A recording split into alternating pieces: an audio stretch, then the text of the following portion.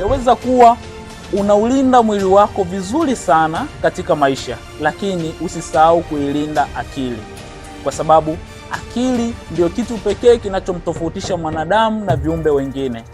Hata hivyo, hii itakushangaza. Wanafalsafa maarufu kama Sigmund Freud na baadhi ya wanafalsafa wengine waliamini kuwa mwanadamu kwa asili hana uhuru, yani freedom. Uhuru huu ni uhuru binafsi wa kuchagua mambo. Kwa nini mwanadamu hana uhuru? Basi, kwa asili mwanadamu analisi kutoka kwa wazazi vimelea fulani ambavyo vinaishi naye. Kwa hiyo vile vimelea ambavyo vinaitwa kwa kisayansi genetics makeup vina mchango mkubwa katika maamuzi yake anayoyafanya na katika hisia zake za maisha ya kawaida.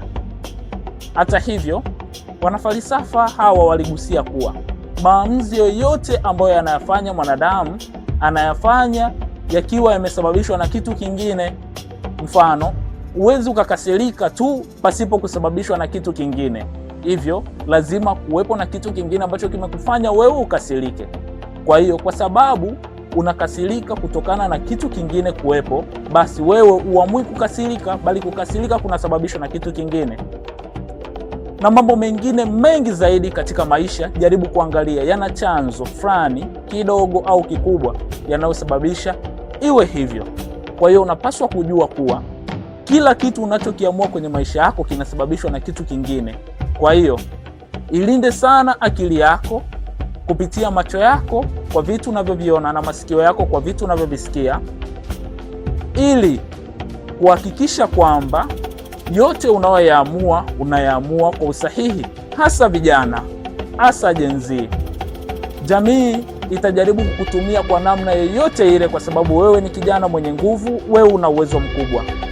Itajaribu kukuchanganulia mambo katika namna ambayo utaona kama ni sahihi, lakini utahisi kwamba unafanya maamuzi peke yako, lakini maamuzi yale utayoyafanya yamesababishwa na kitu kingine. Hiyo inaweza kukuweka katika hatari ya kutumika kijamii, kisiasa, kiuchumi, kiburudani, wakiwa watu wengine wanafaidika, lakini wewe unatumia nguvu zako bure pasipo faida yoyote kwa kuwafaidisha wao, hata kuharibu maisha ya watu wengine na desturi, jamii na vitu vingine. Fikiria swala la mavazi na swala la utamaduni mwingine kutoka nje.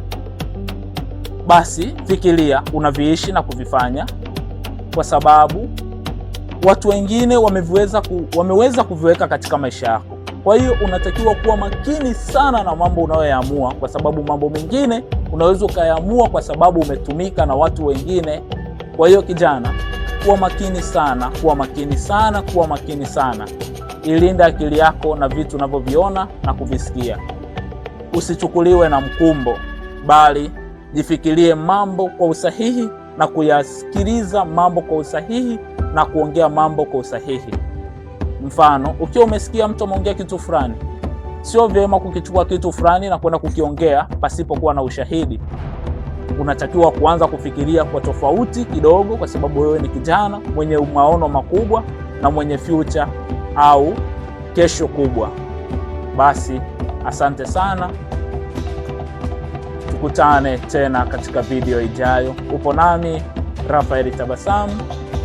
Usisahau kusubscribe YouTube katika chaneli ya Raphael Tabasamu.